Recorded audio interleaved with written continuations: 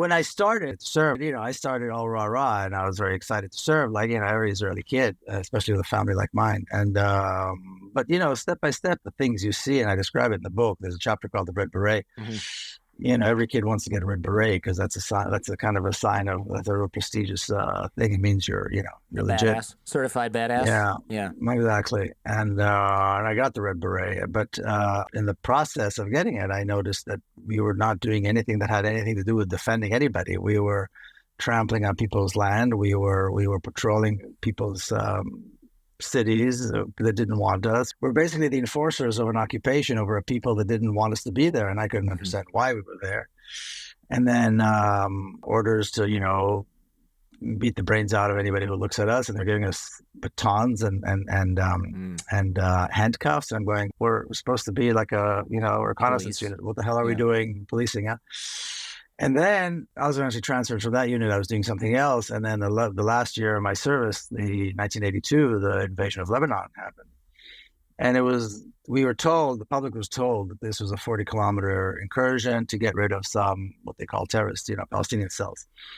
Well, as they were telling us it's a 40-kilometer incursion, our friends were telling us they're already in the outskirts of Beirut, which is much more on the outskirts of Beirut. What the hell are we doing in Beirut? And why are we in Beirut? And why is Israeli military even approaching an Arab capital? I mean, this is big stuff, and it made absolutely no sense. And of course, later on, as the news became clear and the politics behind it became clear, it was obvious that the government had lied to everybody, and there were heavy casualties. The Israeli military suffered very heavy casualties. And then there was resistance growing to this entire escapade, and then my father spoke at protests against the war, anti-war protests, and this was the first time there was an anti-war protest while the war was taking place, and he was calling on Israeli soldiers to refuse to enter Lebanon, to refuse to serve. I mean, it was that divisive, it was that severe, but that was a breaking point for a lot of people of my generation that believed and then saw that this was, and then of course there was the massacres in the refugee camps of Sabra and Shatila, which Israel had a very, carried an important role. And so that was the beginning of the end. Yeah. Thankfully, I was supposed to be released the following January, and I was actually released in December. For some reason, they said they didn't need people anymore, and everybody was released. So I was released, and that was it. And I never served another day. So it worked out okay. But no, the last year I was done. I was complete. I checked out. I mean, I had to do what I had to do. I mean, I had to, to function. But had I been asked to go to Lebanon, I would have refused for sure. Mm-hmm. I wasn't asked. It was not something I had to do. But it was not easy. The morale was very, very low. And the people around me were all kind of like-minded. Most of the people around me in that particular place where I served were like-minded. And it was terrible. And then to see all the officers who were actually, responsible for this horrible invasion, and of course Sabra and Shatila was the highlight in terms of the cruelty. But Lebanese were killed, and I mean there was destruction, and there were so many Lebanese refugees, and not only Palestinians suffered from this, and thousands of Israeli casualties. And then to see that those who were responsible, not only they were not punished, but eventually they were actually promoted, both in the military, and even Sharon, who was found responsible for the massacres and was not allowed to serve as Minister of Defense, he became Minister of Housing, and then he became Minister of Agriculture, which are two extremely important positions in the context of the Palestinians, because it's all about land, water, and housing. And these are three issues in which Palestinian discrimination against Palestinians is severe. And he put in policies in place that were so draconian, probably worse than what he would have done had he continued to be Minister of Defense. And of course, 20 years later, when you were there, he was Prime Minister again. Hamas is an Islamic movement, just another Islamist, jihadist movement, like Al-Qaeda, like Hezbollah, Salafi jihadists, and the rest of those groups. Of course, it has a cause, it has a national cause, it has a religious cause, and they have certain goals. Now, the United States of America and the rest of the free world actually consider Hamas as a terrorist organization, and simply because Hamas use violence suicide bombing attacks, killing, stabbing, all type of violence. They crossed all red lines to achieve their political goals. And that's what defined them as a terrorist organization. My father is one of the founding members of Hamas, the 7 original founders. Hamas at some point was my project also. I spent time in Israeli prisons for participating in Hamas activity. Hamas for us was everything. For me as a person who was born in the heart of Hamas leadership and witnessed Hamas evolution from the moment of establishment to the point where it became an army, it became a monster and a main player in the stability of the Middle East region. You can say that it fascinates me. I cannot even say what Hamas is. Is it the Hamas 1987, the first was born, or is it Hamas 2003? Killing thousands of people, sending dozens of suicide bombers. Is it Hamas the political movement, or is it Hamas the religious movement? Is it Hamas? It's a monster. And as a child, I grew up where a bunch of uniformed soldiers, considered by the Palestinian society, my society then, as the enemy, the occupier. We did not like them. Actually, we hated them, and we want them dead.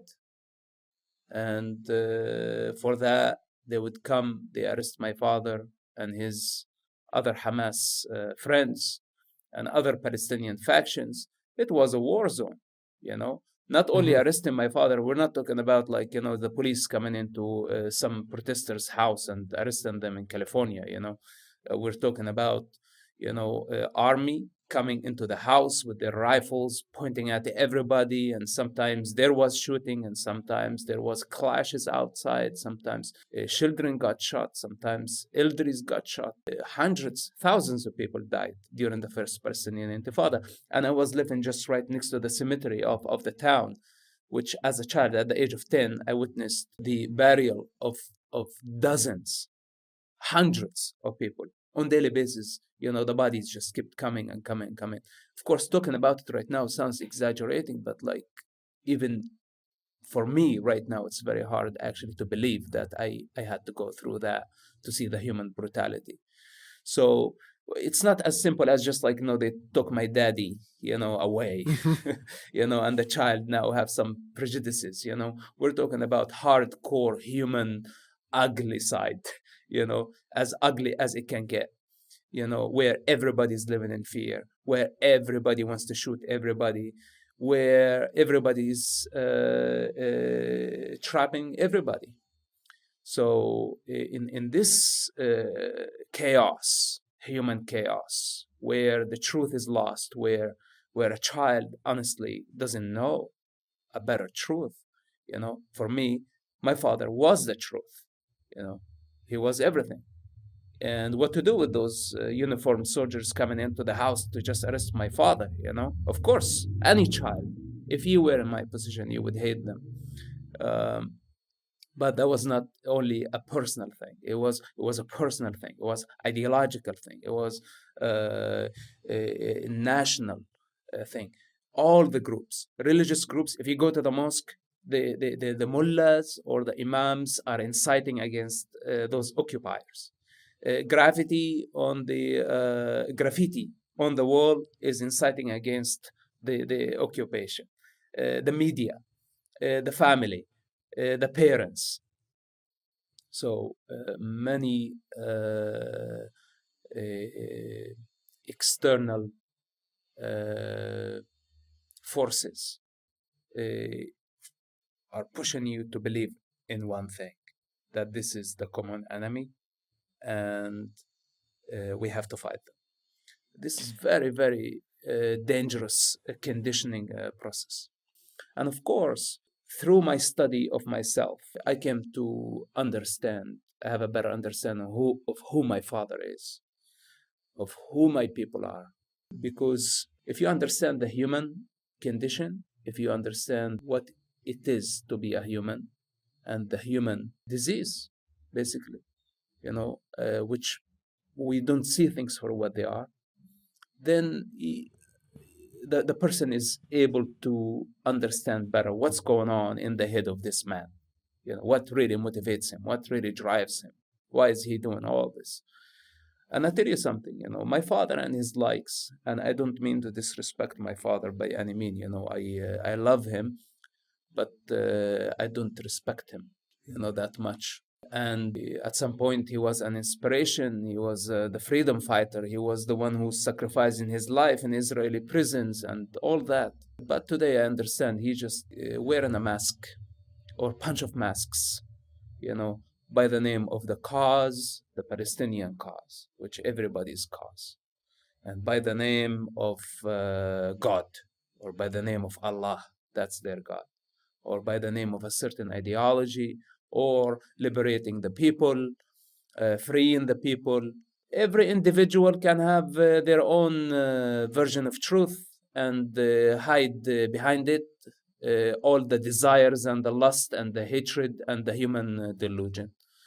And my father is no different, I wish that he was of a higher understanding, to just see that he's just only driven by hate, lust, anger, and delusion. And when an individual is blinded to that degree, they will cause harm, they will cause damage. And the mind will always find a way to justify its actions. On one hand, he would kill and blow people up. On the other hand, says like, okay, we are defending our children. We're not killing others. We're defending our children. That's a lie, And the same mind that tells him the truth, the same mind that tells him the lie as well. Again, I grew up in a jungle, full of just hate, not only, by the way, from Palestinian-Israeli hatred, also the rivalry of Palestinian factions within the Palestinian society, the PA versus Hamas versus Fatah versus Public Front and 10 other factions. We're talking about, if you don't have guns, nobody respects you in that culture, And if you don't have power, they will crush you, Not like in the United States today, everybody is under the umbrella of the American Constitution, even though this also can be manipulated, by some. But still, you've got law and order, you've got police, you've got government. There was no government. There were a bunch of corrupt politicians, bunch of corrupt, basically criminals, committing crime against humanity. So to grow up in this type of environment, you should not be very surprised, that a child of that environment decided to go buy guns, It's not like, if I grew up in California, let's say in San Diego, then all of a sudden I decided to become a gangster and go buy guns. Yes, this is idiotic. But for that region, it's normal. Actually, when you have the gun, and the only language of the street is the language of the gun, then you fit right in, Today, looking back, of course, it was idiotic because I could have been killed easily. I was not that far, actually, from getting in real trouble. The guns got me in trouble. They got me in prison. And I spent 16 months in Israeli prisons. I was tortured. I was beaten up by soldiers. I was deprived from sleeping for months. I was tortured mentally and physically, that I still have marks on my face from that torture. So basically, I got in trouble. But all this trouble of my life, whether prison time, Hamas experience, in prison, outside the prison, all those are the things that just taught me the biggest lessons of life. Today, I praise life. I'm still alive. I fought, for my freedom, and I found a life against all the odds of existence, and it's such a blessing. When I look back, it's really scary to just remember the minefield that I was walking in that you don't know. You could just step on a mine and that's it. But sometimes it's a blessing to go through a minefield not knowing it's a minefield. Mm-hmm. And when you get out, then you realize it was a minefield. Otherwise, probably you would have not survived it. So what we do know on October the 7th is we know that Palestinian fighters came out of the Gaza Strip, one of the poorest and most oppressed places on earth. They came by air, they came by sea, they came by land, and they managed to basically occupy half of historic Palestine. The entire southern half of the country was taken by them, including a massively important, large military base, which is the base of the Gaza Brigade. And I believe they captured the general in charge. So this is a massive humiliation for the Israeli military, which once again proved itself that when it's being challenged and surprised, it's useless. Now, there are many casualties as a result of that. Immediately, Israeli casualties. Well, we don't know for sure what happened. We do know this, and this is according to Israeli sources, according to witnesses. We know that Israeli tanks were shelling homes where hostages were held. So we know that many Israelis were killed by the military right there and then. We know that the very first hours, the very first response was from helicopters, military helicopters that came. And we know now, because there have been several articles in the Israeli papers about this, that they could not differentiate between the Palestinians and the Israeli civilians. And so they killed both. And so nobody knows. So nobody knows who killed how many Israelis. We know that there's a large number of Israelis that were killed. We don't know what happened. That has not yet been investigated. So we don't know. The only thing we do know is that many were killed by Israeli fire. How many were killed by Palestinians, if at all? We don't know. That's not yet been revealed. That's not been told. We also know for sure that for a very long time, Israel has been massacring civilians, not before, but long before October the 7th, in the Gaza Strip, in the West Bank, in other parts of Palestine, in Lebanon, and so on a regular basis. We're talking about thousands of civilians being massacred or being killed. We do know, I did this debate yesterday with some former British minister, and they talk, all these rumors about babies being burned and that sort of thing. We know for sure now that's been refuted, so we know that's not true immediately. But we know, although nobody wants to get to the gory details, when a 1-ton bomb or a half-ton bomb falls on a city block full of civilians with children, do we really want to get into the gory details of what happens to these little bodies of the children? Today, we know that there are thousands of children missing, and they're under the rubble, which means we don't know if they're alive or dead, which is even worse than thinking that they're dead. You know what I mean? It's a safe assumption that they died horribly, I think, at this point. Exactly. So if we want to get into the nitty-gritty of the horrors of war, by all means, but I think the Israelis are going to lose this conversation, which takes me back to what I said earlier. Let's end it. This is an opportunity to end it. October 7th was a major, I believe, a watershed moment, or it can be a watershed moment, to end this for good, to demand a political solution that will end this for good. The state of Israel is still paralyzed. It was paralyzed for a very long time. People, nothing was working. Now they're gaining a little bit. But I was talking to a friend today. The state of Israel is paralyzed. And this is, again, from a small group of fighters that came out of one of the poorest, most oppressed places on earth. And so this big democracy with this massive military force that's supposed to be so capable, we're completely, this is a moment in history that can be used in order to bring about something positive out of this terrible sacrifice of all the suffering. Question is, there's anybody sitting there at the table that has got that kind of vision? And I don't see that, unfortunately, not yet at least. Look, I was not surprised by Hamas savages. I know them. I lived in prison with them for 27 months. If you want to get to know somebody, live with them in a small room for 27 months. This is how you get to know someone. So I met many Hamas leaders in prison. I was there when Hamas was born. And before Hamas was born, and I will be there after Hamas is dead. This is a promise that I give you. So it's not that I was surprised, but the scale of the attack was greater than I thought Hamas could manage. And that the fact that they captured everything on camera, On one hand, it's disgusting, and it's it gave us a setback in the human consciousness. But on the other hand, I want to say that Hamas made a mistake, because this is how they revealed their true nature to the world. And I invite everybody to see Hamas barbarism and what they are capable of doing. And this is nothing, because if we allow them to grow stronger, to give them what they are asking for, they're asking for territory and more power, recognition, and they want the world to tell them it's okay. The use of violence is justified. Do whatever you want, because we are afraid that some children are going to die in Gaza Strip. So this is now the dilemma, the moral dilemma of the free world that all of us are struggling. On one hand, we're supposed to condemn a terrorist organization, but on the other hand, we don't want to see children dying, and everybody is emotional, and here we go. We are bending. Mm-hmm. We are bowing to the devil.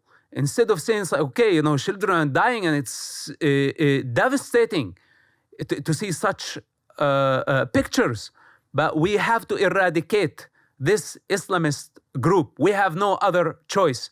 We cannot take just a pill and go to sleep and wake up in the morning and the world is going to be different. We will have to face Hamas sooner or later. If we don't finish them this war today, this time, they are going to be there tomorrow, and they are going to be deadlier. I don't think there's a meaningful difference. I don't care if these guys are Hamas or some other group. I don't think it matters. These are Palestinians who came out to fight for their people, to fight for their nation, to fight for their freedom. I think if there was no Hamas, there wouldn't be somebody else. There'd be somebody else. That's not the issue. I don't care who they're affiliated with. I don't think it matters. It's to any Palestinians who they're affiliated with. These are Palestinian fighters who came and are fighting for the liberation and the freedom of their people. That's the bottom line. And again, I think framing it as pro-Palestinian or not pro-Palestinian is a little misleading, or very misleading, because once again, supporting the cause, the Palestinian call for justice and freedom, ultimately will lead to the possibility of peace between Israelis and Palestinians. Because at the end of the sentence is a free Palestine from the river to the sea with equal rights. Free democratic state on all historic Palestine with equal rights, where Israelis and Palestinians can live together. Supporting the other side, supporting Israel, means supporting what we're seeing now, this state that has been accused by Amnesty International of the crime of humanity, a crime of apartheid, which is a crime against humanity, and the kind of vicious violence that we're seeing now against civilians in Gaza. And we've been seeing, really, Palestinians have been living a life of terror for 75 years, a life of terror, a daily life of terror every single day for 75 years since Israel was established. So this is the choice. It's not pro-Palestine, pro-Israel. It's pro-freedom, pro-equality, pro-justice, or pro-violence and racism. Mm-hmm. These are the choices. Okay. I don't believe Hamas. I don't believe the Palestinians are terrorists. I don't believe the Palestinian resistance is terrorism. I think it's wrong to categorize it as terrorism. It's simplistic, it's superficial, and it's not true. And as a result of that, I don't think what Palestinians do when they resist are acts of terrorism. I think that the state of Israel has been engaged in terrorism since before it was even established. The Zionist movement in Palestine had brought terrorism to Palestine. There was no such thing as terrorism before the Zionists came and started killing people.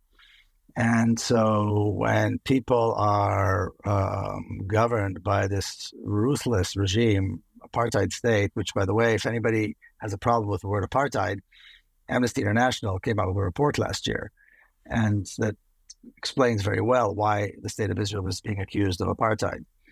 And so when you have this very, very ruthless and I would say even savage apartheid regime that is treating Palestinians in this particular way, and the Palestinians stand up, a nation that's never had a military force, they've never had a tank or warplane, much less, and they stand up and resist. That's resistance. That's not terrorism.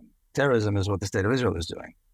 Now, the problem is that Israel has been inflicting so much violence against Palestinian citizens because really all Palestinians are citizens. They've never had a military force. They've had the resistance cells, they've had guerrilla groups, they've never had a military.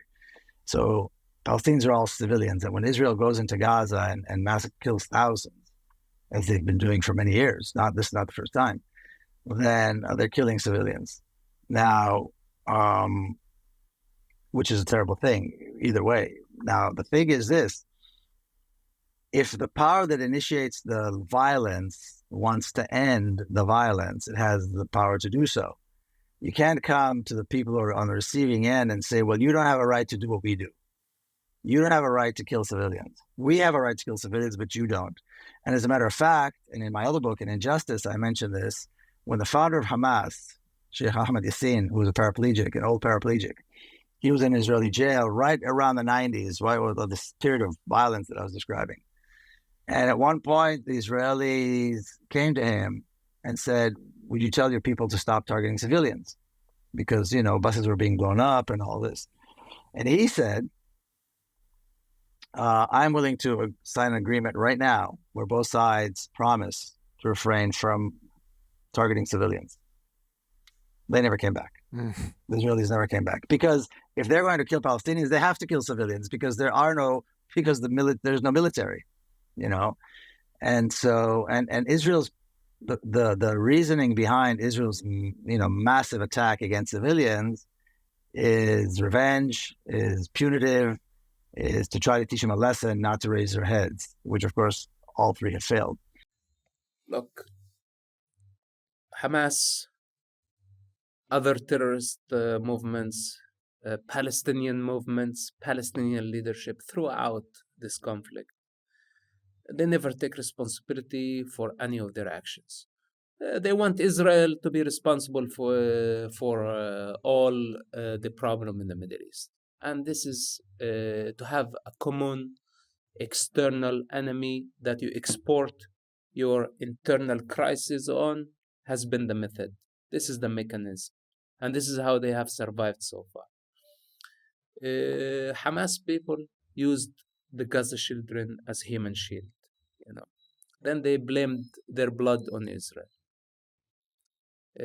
And when they had even an incident where their own explosives blow up and killed Palestinian people, of course they couldn't be brave and honest enough to say, we did it.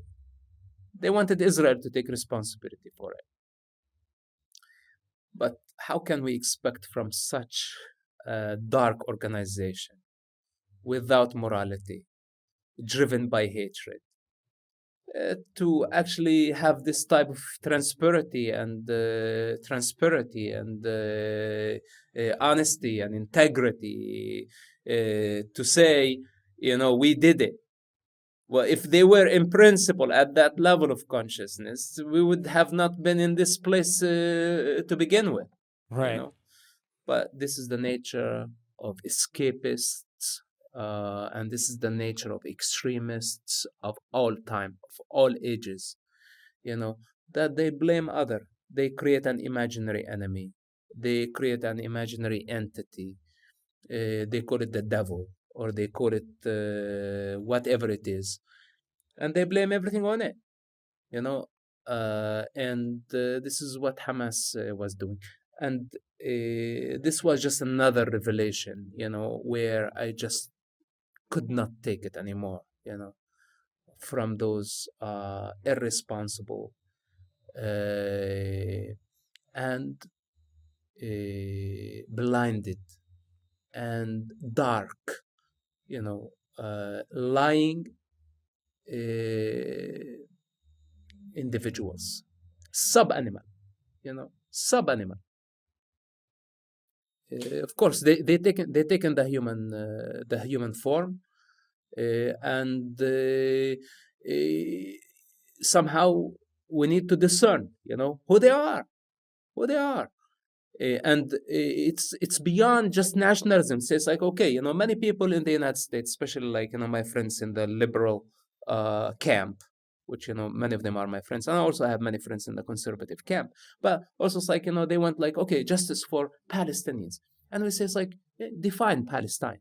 Define Palestinian. What is? There is no such a thing. We're talking about dozens of rival parties, layer upon layer of darkness, of confusion, of ignorance, and who's crushed in between? The children. And all the Palestinian factions, with no exception, religious or secular, conservative or liberal, all of them put nationalism ahead of the children. Their nationalism is more significant than the future of the children, And as long as they are thinking this way, they should be held accountable. They should be countered by any means. And this is what Hamas is doing. We cannot say it's like, okay, Palestinians. No, the children of Gaza are helpless. Hamas store missiles at schools, at hospitals, at mosques, and lunch rallies, with their homemade, kitchen-made missiles, among thousands, hundreds of thousands of civilians, What's that? And when a mistake happens, they rush to blame Israel. That was like really taking it too far. Just man up for one time in your history, just take responsibility and say it was us, but they cannot. They cannot. Hamas want to annihilate the state of Israel in order to build their Islamic State. It doesn't stop there. They are looking for a global Islamic State. This is Hamas. So, of course, they can say, we are the victim. Israel is killing us. They can use the occupation as an excuse. They can say they killed many of us as an excuse. That they are looking for something that justifies their violence. And this is why we need to be very careful. No matter what, from this, they want pro-Palestine, I have no problem. Do it peacefully, okay? But in the meantime, make sure that you condemn a terrorist organization that want to annihilate a race, a religion, a nation that has contributed so much to the human life, so much to the human evolution. This is the Jewish people. And if we are not compassionate towards this, seeing things for what they are, then we have lost sight. Then we actually shooting ourselves in the head. This is what we are doing. So with that said, okay, you want to be pro-Palestine? First of all, get to know what Palestine is. You will ask down the street, how many people, what Palestine? They don't know what Palestine is. You ask them, what was the name of the prime minister or the king or the president of Palestine prior to the establishment of the state of Israel? They don't know because there was no such a thing. Because Palestine is such a broad term. And it seems that many people are pleased to project their hatred through this. It's the human condition, it's the human delusion. I've seen it in the Middle East, and now I see it here in Manhattan. This is ridiculous. Go home. Go find the real life. Go find a job. Contribute to life instead of going against and after the most productive people in the universe. The most intelligent people in the universe. This is something I came to realize in experience. So it's not acceptable. And this is Hamas propaganda. And those who follow Hamas lead, they're not only going towards self-destruction. They are ruining our civilization. And I love our civilization. It's not perfect, okay? And all civilizations are ought to fall. But this one, I want it to go for eternity because I think it's amazing. I love living in it. Hamas is not the first Palestinian leadership that pause as the protector of the innocent Palestinian people. Yasser Arafat, it took him 40 years. How many airplanes he hijacked? He ruined Jordan. He ruined Lebanon. He ruined Tunisia. Wherever his people went, they brought destruction and chaos. This is, where terrorists thrive. This is where Hamas thrive, when there is chaos. They don't like order. When there is order, they die. There is no need for them. What the Palestinian people need, they don't need Hamas, a terrorist organization, savages, that they ignite a war in order for them to cultivate wealth and power and territory, etc. They don't care for the people. What people need, they don't even need a state. What we need to build a nation. And I said this many times. Hamas is fighting for a statehood. Palestinian Authority was fighting for a statehood. Yasser Arafat was fighting for a state. Everybody fighting for a state. But no one is investing any effort to build a nation. You know why? Because building a nation requires selfless leadership. A model like Gandhi that would drop all the personal gain in order to build a nation. And that's not me, because I'm not posing as the Palestinian leader. I don't want to be the Palestinian leader. I don't like sheep, and I am not a shepherd. I'm just individual, and I am enough unto my own. But those who want to be in leadership, then they better be selfless. Build a nation. It takes a lot more effort to build a nation. Once we have a nation, a Palestinian nation, then we can start the discussion about a Palestinian state. But those, they want the state, because with the state comes power. With the nation comes lots of work and responsibility. They don't want that. They want the fruit, but they don't want the effort or to invest the effort. Hence, to this, I don't know what to call them actually. Nothing actually can define them. Because they're lower than the lowest definition that comes to my mind. So with that said, let's finish with Hamas. Then after that, we can help the Palestinian people. We can bring some police force and give them small guns. We don't need to give them big guns. Someone who's moderate, reliable, and we can keep them in check. Before we give them money, we see how they spend the money. We can borrow land from Egypt and expand Gaza, make a greater Gaza, instead of this very populated place. We can build economy. We can build bridges with the rest of the world in order to speed up the process of economic growth. I wrote a proposal about this many years ago. Nobody even listened to that.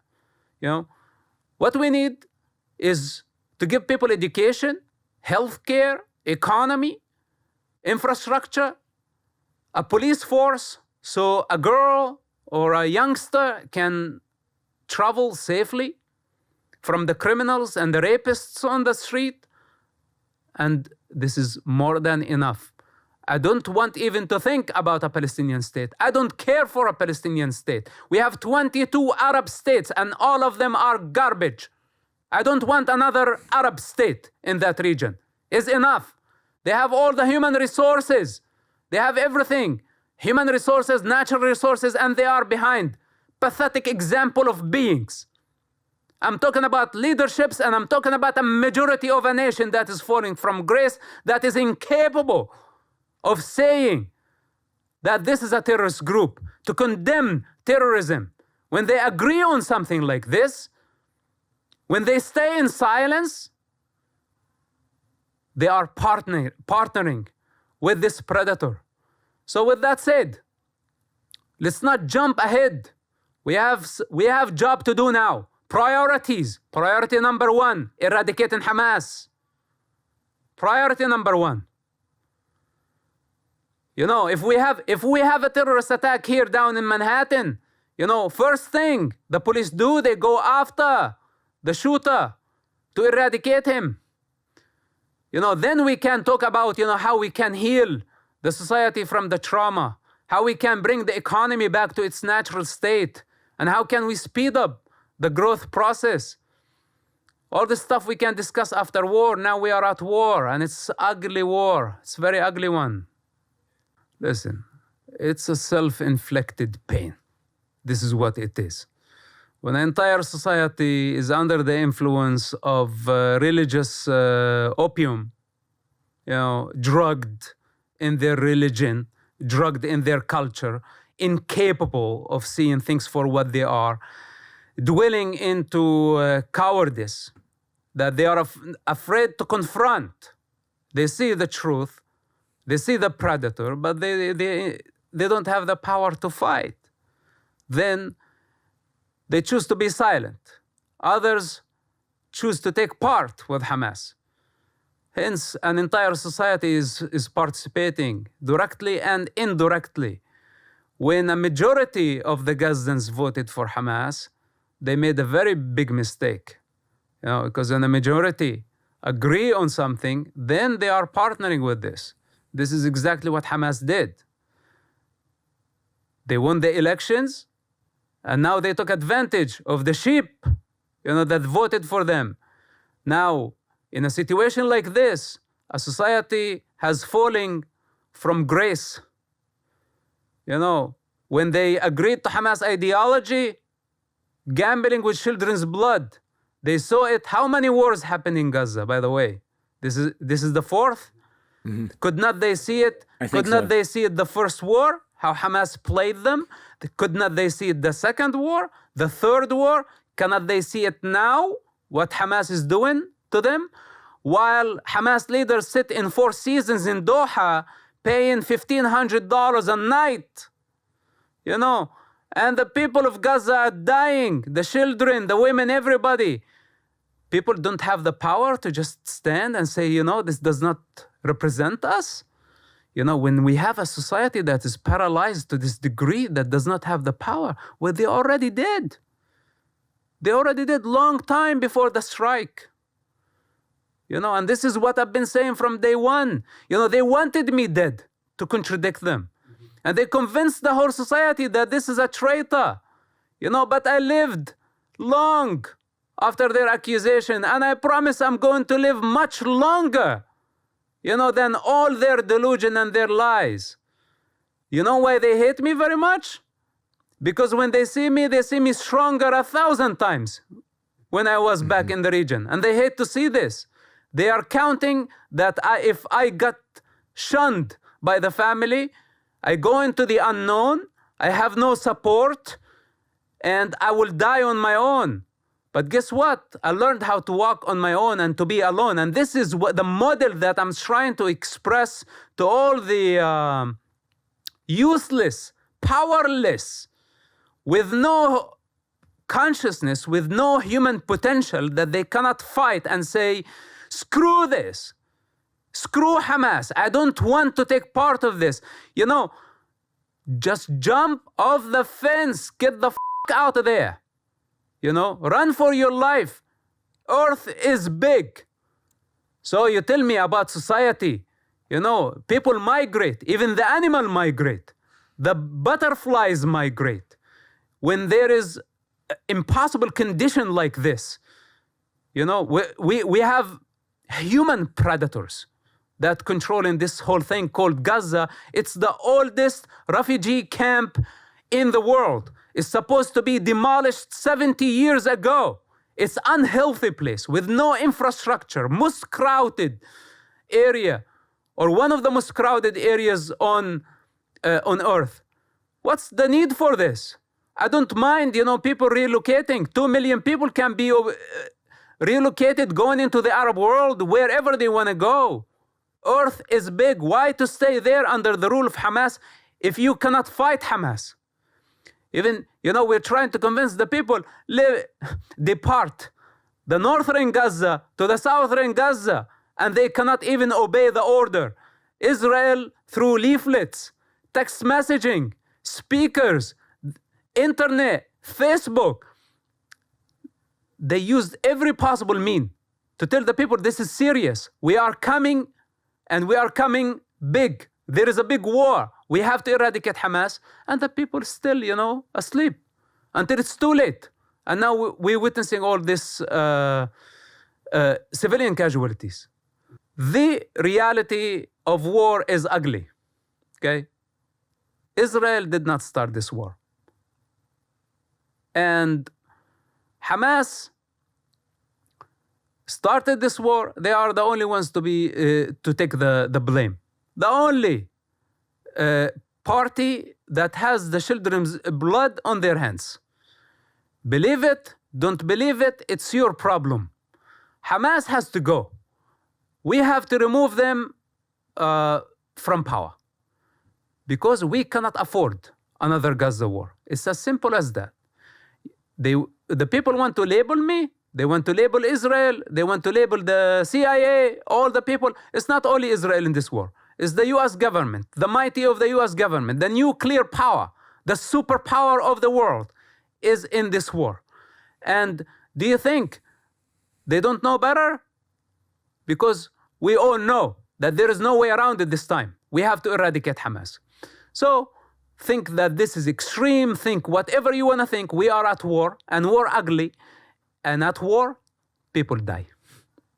It's as simple as that. There are no secrets in how this ends.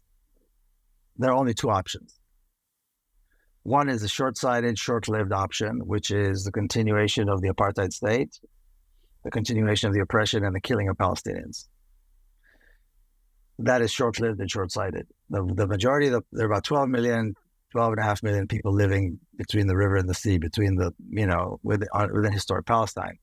7 million of them, or 7.5 million, are Palestinians. So they're a majority, and they're going to be a bigger majority because traditionally they have more children. Anyway, so they're going to be a larger majority. This minority of a racist society that is governing through an apartheid regime can only last so long. So I think it's inevitable. It's going to collapse. It's short-sighted. It's racist. It's violent, and it's going to be short-lived. The other option is, I believe, the preferred option, and the option that anybody who has a conscience and a heart and values needs to espouse is the possibility of a free Palestine, post-apartheid, the dismantling of the apartheid state, just like was done in South Africa, through a lot of pressure, through severe sanctions, through boycotts, through severe divestment. South Africa, people forget, controlled all of Southern Africa, all the way up to Angola. It had gold and uranium and a great deal of resources. It was a very rich country, and people in America did not want to end it. People in banks and corporations, the people who were doing business with apartheid in the American administrations also did not want to fight it. But it fell. And so I believe that through, again, sanctions and boycotts and whatever it takes, the apartheid regime in Palestine needs to be brought down to its knees. It needs to be dismantled and replaced with a real democracy, a free democratic Palestine from the river to the sea with equal rights. Now, that's base camp. Now we're starting the work. Now we're starting to figure out how we do this. Now you got to figure out how Israelis and Palestinians can function together in a single political entity, in a single new state that has never existed before. There's never been a state where Israelis and Palestinians, there's never been a situation, even a moment, where Israelis and Palestinians lived as equals or functioned as equals in Palestine. And so now we're starting to build this thing, and I don't think it's impossible to build, because I think at the end of the day, even with all the animosity and the violence, the history of violence and so on, people want to move on. People want to get on with their life. They want to raise their kids. They want to go to work. And like I said earlier, this democracy with equal rights, and again, these two highly educated communities, highly educated societies that are ready to go to work the next day, will be able to function as an excellent, very productive democracy the next day. Now, will there be people who will try to stop it? Will there be people who pick up a gun and try to fight it? Of course, a minority. There will be a minority who will die trying. Well, that's the way it is. If they choose to pick up a gun and kill somebody, they'll have to, pay the consequences. But hopefully the rule of law will prevail, as it usually does in the end. And we've seen dictatorships in Latin America fall and be turned into democracies. We saw Chile, Argentina, Pinochet, all of these. Eventually they fell and turned into democracies. And so, and again, South Africa and others. There are other examples. So the possibility of replacing a totalitarian, racist regime into a democracy exists. Now, the role of the U.S. in this is extremely important, because obviously the U.S. provides a lot of funding and a lot of weapons and diplomatic, cover, which is maybe even more important. This is our problem as taxpayers, that our money is going to support violence and racism as opposed to using our money to build schools and provide clean water and provide all the things that people need here in this country. Why is our tax money going there without us even being asked? And the responsibility that we have is to demand of our elected officials, and it starts at the level of people running for school board and city council and state legislatures, because it starts there. And we need to demand that they stop sending money, they stop going on junkets, that they stop supporting and promoting themselves as Zionists. If we believe in zero tolerance to racism, Zionism should not have a room anywhere, because it's a racist ideology.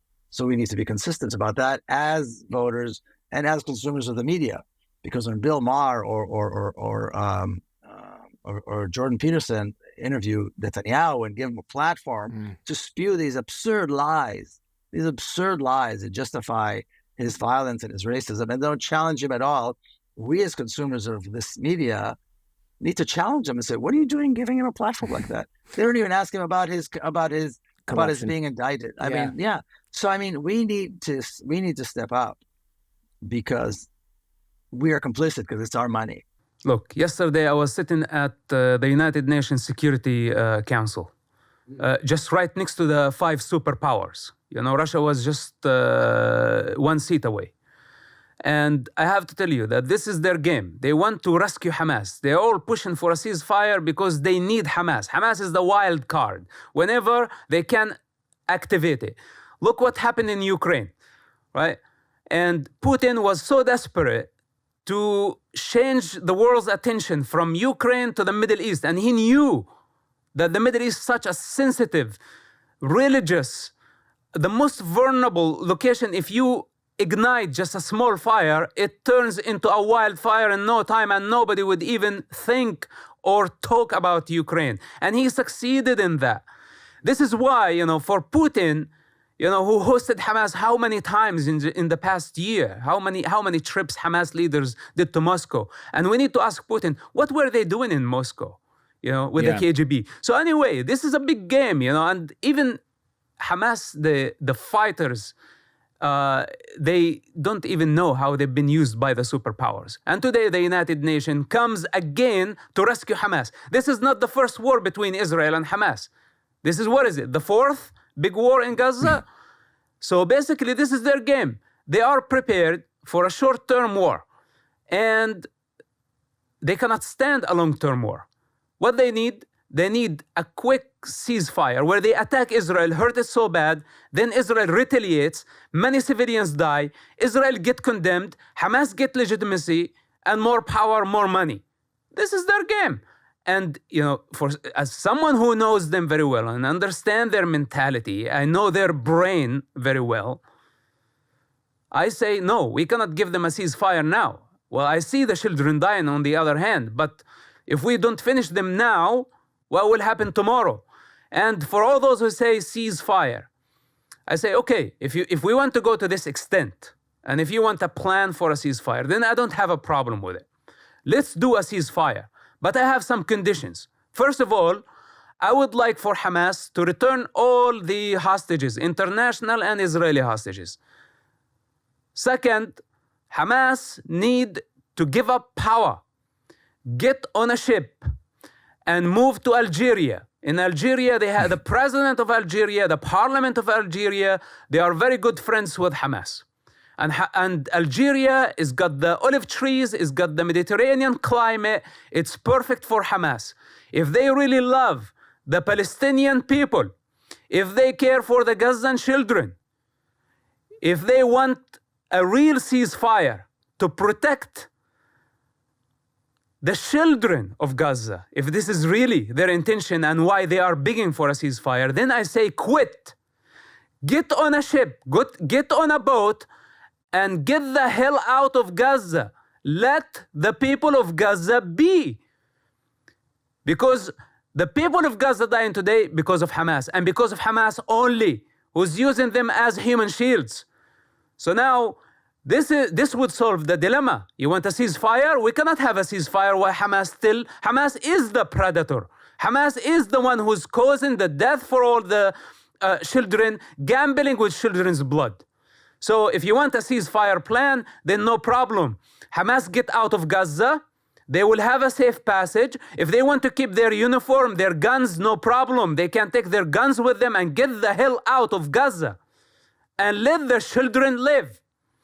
Then I'm sure Israel will be willing to withdraw from Gaza and give Gaza back to the Palestinian Authority, more moderate ruler that is more accountable to the international community. They are corrupt. I don't like them either.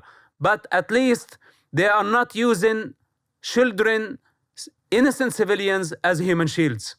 So before we talk about ceasefire, I want to understand who is proposing ceasefire, what's their objective of the ceasefire, what's their goal, what they want to achieve from a ceasefire. Is it giving a lifeline to Hamas? Then this ceasefire is a corrupt ceasefire. It's poisonous. It was not meant to save the children of Gaza. It was meant to save Hamas. And to that ceasefire, I say no.